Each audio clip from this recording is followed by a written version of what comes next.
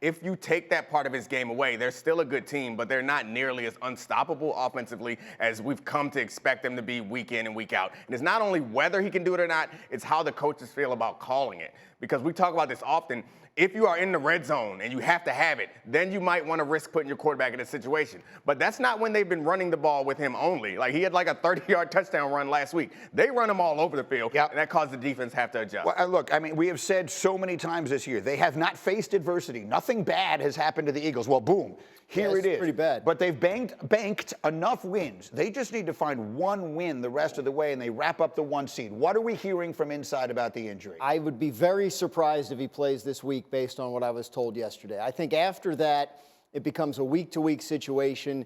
You know, likely probably out a couple of games, but the hope is that he's back maybe for that last game of the regular season, certainly for their playoff game, which, assuming they get the bye, is in 5 weeks. So I think the concern is not, are they going to be without him the rest of the way? The concern is, what's he going to be like when he comes back, to Orlovsky's point. And I think that's a good one. Look, they have a very good team. On that first touchdown run, like, Gardner Minshew could have ran it. I mean, like, the way that hole opened up. But do teams play them differently, right? Does the run game become easier to defend if the quarterback is not a part of it? There's a lot there. I think they'll get either the 1 win or the losses they need by other teams to clinch the 1 seed, and then it's about what kind of shape is he in when he gets back. And we're going to talk about Dallas a little later, but think how costly for them that loss by the Cowboys was last week. Think what the conversation would be this morning if all of a sudden this game this coming Saturday means everything. So, Marcus, under the circumstances we are currently in, what is the significance of this injury, Jalen Hurts, right now to the Eagles?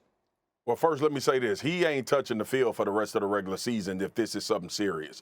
All right, because I don't give a damn whether you got to go to San Francisco or San Francisco got to come to you, and I'm projecting a little bit based on the 2 teams that we see are playing the best in the NFC.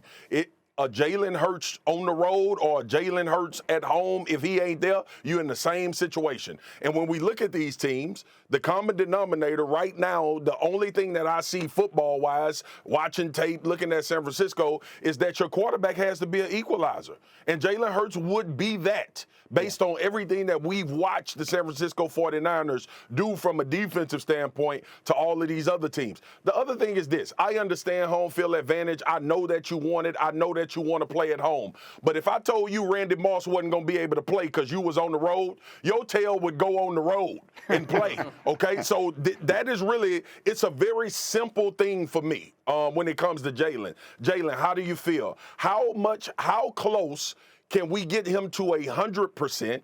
Or at least 90% before we put him back on the field, so we don't have those questions about whether to call a run play with him involved as the runner at quarterback, because we know that that is a big part of what makes them Super Bowl favorites and Super Bowl contenders. I'm going to get him as close to 100% as I can. If that's this week, next week, or the week after that, he is going to be ready for the tournament, and nothing else to me would absolutely matter. And to be clear, it is his throwing shoulder. So you have the running, you have the throwing. You were doing the game, right? You were doing the game on radio between the Eagles and Bears this week. There are a lot of factors in all of this. So Gardner Minshew comes out there. You had a great line. I'll let you I don't want to take your line from you, but what if Gardner Minshew goes on a crazy run? There's an organization that knows what this is like. I mean, 5 years ago, they lost their MVP candidate starting quarterback with 3 games left in the season, and they won the Super Bowl with Nick Foles. So projecting down the road, yeah, I think the Gardner Minshew statue standing next to the Nick Foles statue is going to be a heck of a thing to explain to future generations of Philadelphia sports fans. It's a great line. But with that, Mike T, back to you. Yep. What does this mean? Like, if Minshew comes in there and plays well, there's this contract and all that. Everything is in the mix here. Yeah, and first of all, he's as tough as they come. I was at the game. That surface was rock hard. It was freezing. And he finished the game. That hit happened late in the 3rd quarter. And Greeny, from a contract standpoint, I'd rather have Jalen Hurts for 14 games than not have him for 17. And we're going on our 57th, maybe our 58th starting quarterback this year. It's just part of the deal now. And I'll say this. It would have been a catastrophic a year ago, but Jalen Hurts has 22 completions when the ball travels 20 yards or more. He has gotten dramatically better as downfield accuracy, and that's why he's been so productive this year. Look, the Eagles, you have been riding the Eagles since before the season began. Thank you for watching ESPN on YouTube. For live streaming sports and premium content, subscribe to ESPN+.